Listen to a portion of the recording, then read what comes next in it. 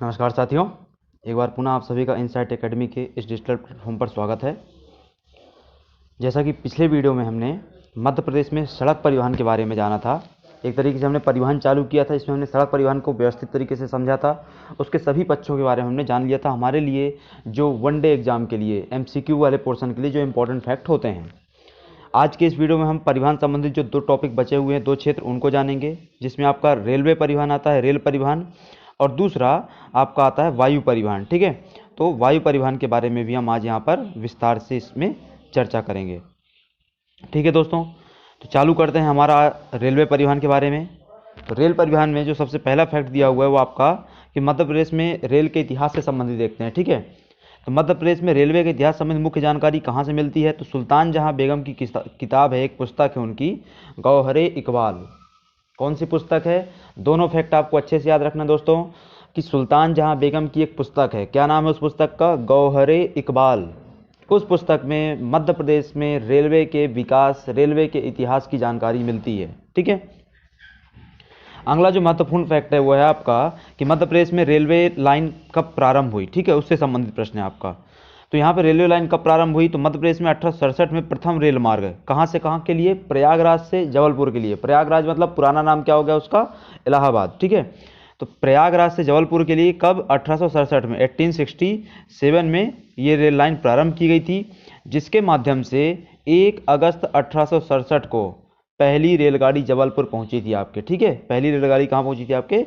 जबलपुर पहुंची थी। ठीक है, तो ये 2 फैक्ट हो गए। पहला फैक्ट क्या होगा? कहाँ वर्णन मिलता है? तो गौहरे इकबाल में। कब पहली गाड़ी आई आपके यहाँ पे? तो 1 अगस्त 1867 को आई। ठीक है, अगला है आपका कि 1895 में क्या हुआ। ठीक है, तो अब ये मध्य प्रदेश में नैरो गेज ट्रेन का वो चलन चालू हुआ था, तो उसको देखते हैं। तो 1895 में सिंधिया शासक कौन? माधवराव सिंधिया द्वारा, माधवराव सिंधिया जी द्वारा ग्वालियर से शिवपुरी के बीच। ठीक है, यहाँ पे जितनी लाइनें लिखी हुई हैं आपको सब याद रखना है। कब? 1895 में माधवराव सिंधिया द्वारा ग्वालियर से शिवपुरी के बीच क्या चलाई गई? नैरो गेज ट्रेन चलाई गई। नैरो गेज ट्रेन चलाई गई। ये ट्रेन आज भी चलती है ग्वालियर में। ठीक है, ग्वालियर से शिवपुरी के बीच ये ट्रेन आज भी संचालित है। इस ट्रेन को चलाया गया, जिसे क्या कहा जाता है? कूनो कुमारी एक्सप्रेस। क्या कहते हैं इसको? कूनो कुमारी एक्सप्रेस के नाम से जाना जाता है। ग्वालियर लाइन रेलवे के नाम से जाने जाने वाले इस रेल मार्ग को यूनेस्को ने फिलहाल अपनी अस्थायी सूची में दर्ज किया हुआ है। ठीक है, क्या क्या याद रखना है आपको इस पूरे में? कब हुआ ये? 1895 में। किसके द्वारा? माधवराव सिंधिया द्वारा। कहाँ से कहाँ के बीच? ग्वालियर से शिवपुरी के बीच। किस प्रकार की ट्रेन है ये? नैरो गेज ट्रेन है। क्या नाम दिया गया था इसको? कूनो कुमारी एक्सप्रेस। आज की तारीख में किस नाम से जानते हैं? Gwalior line railway. ये कहाँ दर्ज है? यूनेस्को की अस्थायी सूची में, धरोहरों की अस्थायी सूची में, यूनेस्को की धरोहरों की अस्थायी सूची में दर्ज है। ठीक है, अगला है आपका 1868 से संबंधित फैक्ट। 1868 में मध्य भारत रेल नहीं होती थी। ठीक है, तब भोपाल और इटारसी के बीच क्या चलाया जाता था? ब्रांच लाइन बिछाने के लिए सुल्तान जहां बेगम ने 35 लाख रुपए का योगदान दिया था। क्या हुआ? 1868 के आसपास अपना आपका क्या था? मध्य भारत के में रेलवे नहीं होता था। ठीक है, तो उस समय क्या किया गया था? किसके द्वारा? सुल्तान जहां बेगम द्वारा कुछ धन खर्च किया गया 35 लाख रुपए के आसपास, ताकि भोपाल और इटारसी के बीच क्या बिछाई जा सके? रेल लाइन को बिछाया जा सके। ठीक है दोस्तों, अगला है कि वर्ष 1869 में फिर तुकोजीराव पवार ने कुछ किया, तुकोजीराव होलकर ने। तो 1869 में तुकोजीराव होलकर द्वितीय के प्रयासों से खंडवा और इंदौर के बीच रेल लाइन विकसित की गई, जिसको क्या बोला गया?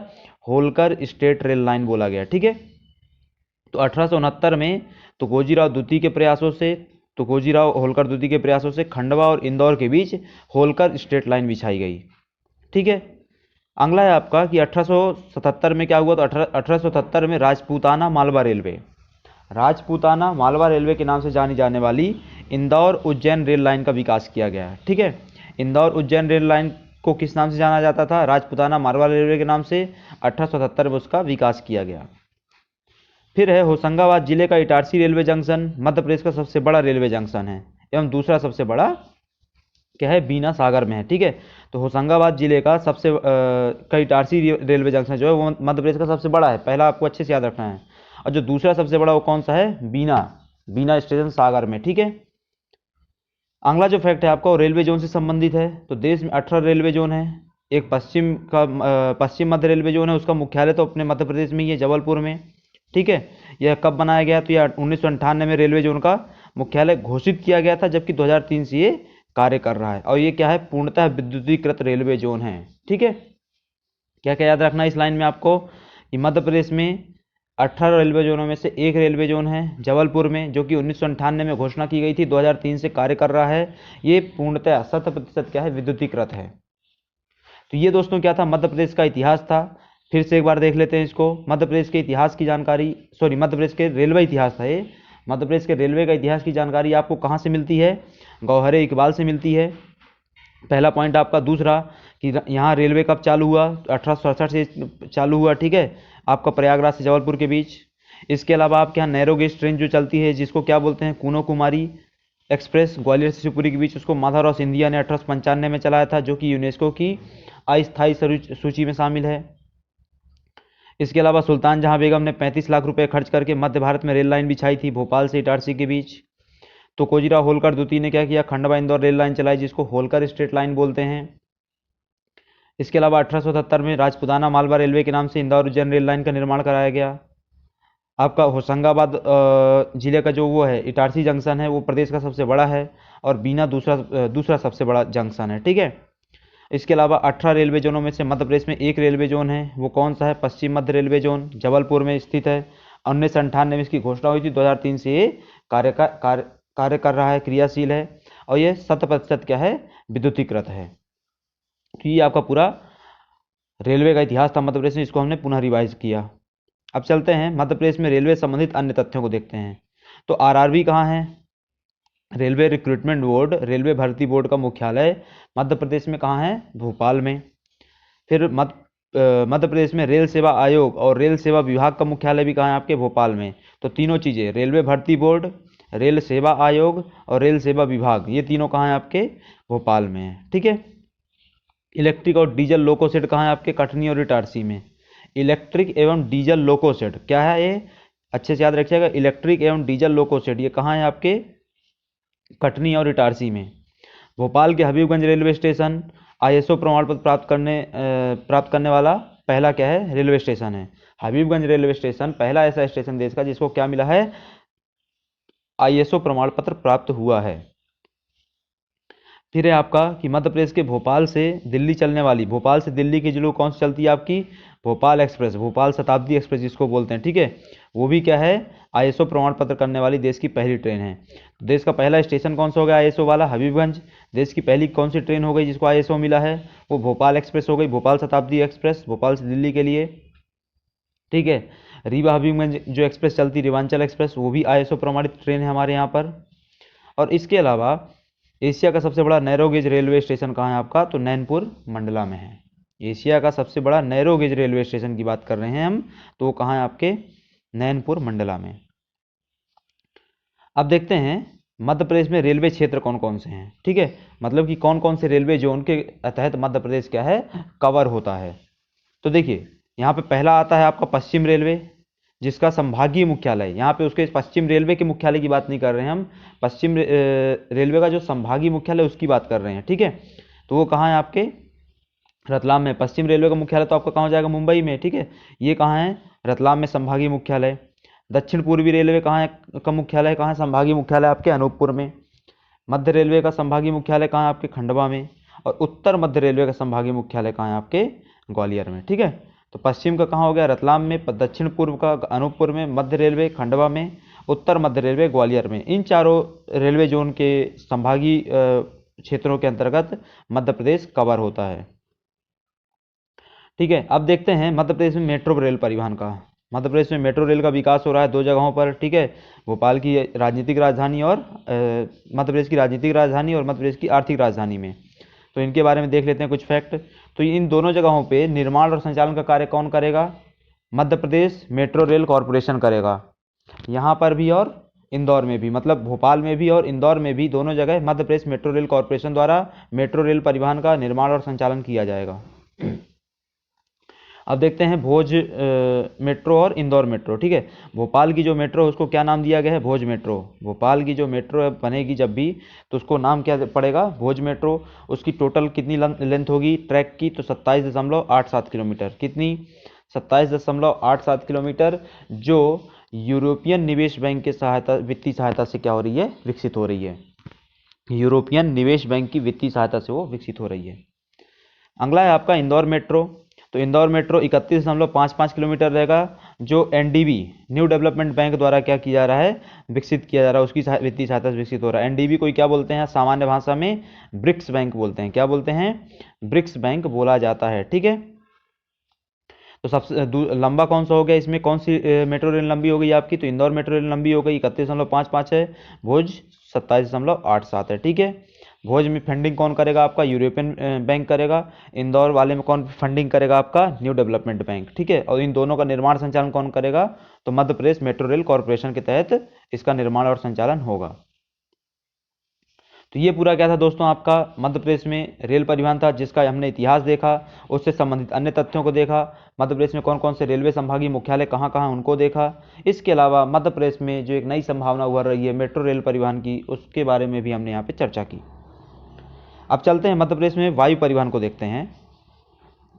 तो मध्य प्रदेश में जो वायु परिवहन की इतिहास देख लेते हैं। तो इसको जो सेवाएं चालू हुई थी, तो 26 जुलाई 1948 से पहली सेवा चालू हुई, जिसमें ग्वालियर से इंदौर से ग्वालियर के मध्य विमान सेवाएं प्रारंभ की गई थी। ठीक है, 26 जुलाई 1948 को पहली विमान सेवा ग्वालियर से अब इंदौर से ग्वालियर के मध्य चालू हुई।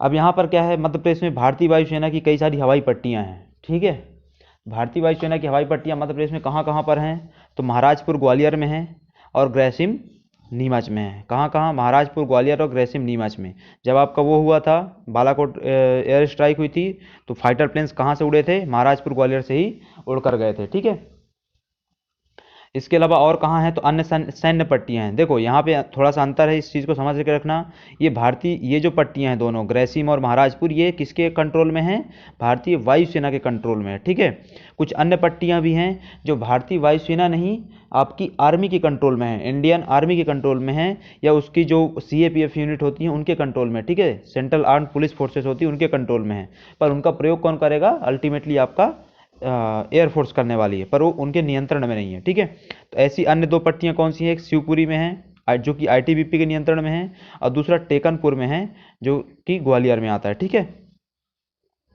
तो टोटल 4 पट्टियाँ हो गई, महाराजपुर, ग्रेसिम, शिवपुरी, टेकनपुर। ठीक है, महाराजपुर ग्रेसिम एयरफोर्स के कंट्रोल में है, शिवपुरी वाली आपकी ITBP के कंट्रोल में है, टेकनपुर ग्वालियर में है। ठीक है, अब देखते हैं कि मध्य प्रदेश में हवाई अड्डे कौन कौन से हैं। तो मध्य प्रदेश में 5 हवाई अड्डे हैं। ठीक है, वो कौन कौन से हैं, तो भोपाल में, इंदौर में, जबलपुर में, ग्वालियर में। ठीक है, मध्य प्रदेश के जो 4 बड़े शहर वो हो गए, और इसके अलावा आपका कहाँ है, खजुराहो में। ठीक है, तो मध्य प्रदेश के जो 4 बड़े शहर वहाँ पे हो गए, उन सबके अपने अपने नाम हैं, जिसमें भोपाल वाले को क्या बोलते हैं, राजा भोज जी के नाम पे दिया गया है, तो राजा भोज हवाई अड्डा। इंदौर वाले को राजमाता देवी अहिल्याबाई के नाम पे रखा गया है, तो देवी अहिल्याबाई हवाई अड्डा।